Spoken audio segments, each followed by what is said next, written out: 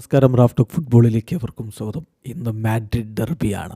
രാത്രി ഇന്ത്യൻ സമയം 1:30 സാന്റിയാഗോ ബെർണാബുവിൽ അയൽക്കാർ തമ്മിലുള്ള പോരാട്ടം. അത്ലറ്റിക്കോ മാഡ്രിഡും റയൽ മാഡ്രിഡും തമ്മിൽ ഏറ്റുമുട്ടുമ്പോൾ തീ പറക്കുമെന്ന കാര്യം ഉറപ്പാണ്. കഴിഞ്ഞ ദിവസങ്ങളിൽ അത്ലറ്റിക്കോ മാഡ്രിഡിൻ്റെ സോഷ്യൽ മീഡിയ പോസ്റ്റുകളും അതുപോലെ റഫറിങ്ങുമായി ബന്ധപ്പെട്ട റയലിൻ്റെ പരാതിയും വിവാദവും ഒക്കെ ആയിട്ട് നിൽക്കുമ്പോൾ ഇന്നൊരു കിടിലൻ പോരാട്ടം നമ്മൾ പ്രതീക്ഷിക്കണം. പക്ഷേ ഇന്നലെ കോച്ച് കാർലോ ആഞ്ചലോട്ടി മാധ്യമങ്ങളെ കണ്ടപ്പോൾ പറഞ്ഞു, ഞങ്ങളൊരു വളരെ വലിയ എമർജൻസി സിറ്റുവേഷനിലാണ്. പ്രത്യേകിച്ച് ഡിഫൻസിൽ ഞങ്ങളുടെ മുന്നേറ്റത്തിലെ താരങ്ങൾ നന്നായിട്ട് ഗോൾ അടിച്ച് കൂട്ടുന്നുണ്ട്, പക്ഷേ ഡിഫൻസിൽ എമർജൻസി സിറ്റുവേഷനിലാണ്. അത് എങ്ങനെ കൈകാര്യം ചെയ്യുന്നുള്ളതാണ് ഏറ്റവും പ്രധാനപ്പെട്ട കാര്യമെന്ന് കോച്ച് പറയുന്നത്. നമുക്കറിയാതെ അവരുടെ പ്രധാന താരങ്ങൾ ഡിഫൻഡർമാർ പരിക്കേറ്റ് പുറത്താണ്. അപ്പോൾ ഈ അവസ്ഥയിൽ അവർ മധ്യനിര താരങ്ങളെയൊക്കെ ഡിഫൻസിൽ കളിപ്പിക്കേണ്ട ഒരു സ്ഥിതിവിശേഷമുണ്ട്.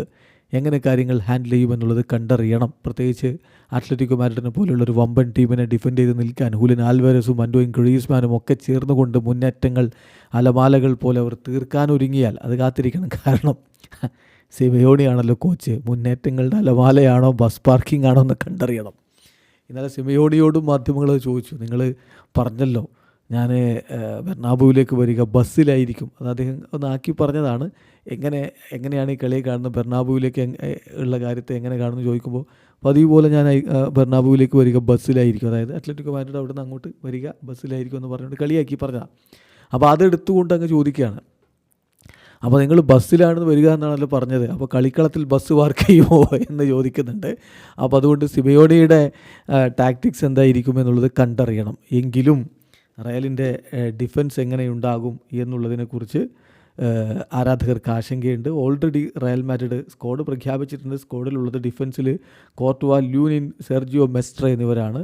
ഡിഫൻസിൽ Lucas, Vallejo, Fran Garcia, Mendy, Jacobo, Asencio, Lorenzo എന്നിവരാണുള്ളത്. മധ്യനിരയിൽ ബെല്ലിംഗാമും കമവിംഗയും വാൽവർദയും മോഡ്രിച്ചും ഷുവാമനിയും Arda ഗ്യൂളറും സെബയോസുമുണ്ട്.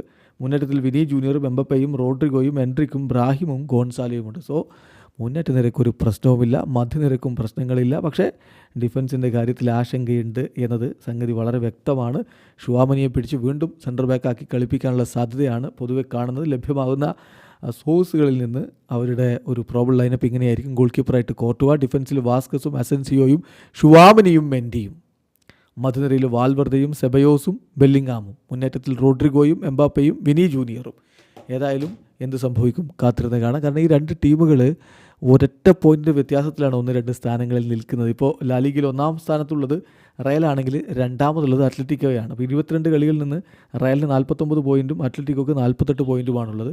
So something interesting. Video അവസാനിക്കുന്ന ഫുട്ബോൾ ലോകത്തെ കൂടുതൽ വിശേഷങ്ങളുമായി റാഫ്റ്റോക്സ് എത്താം.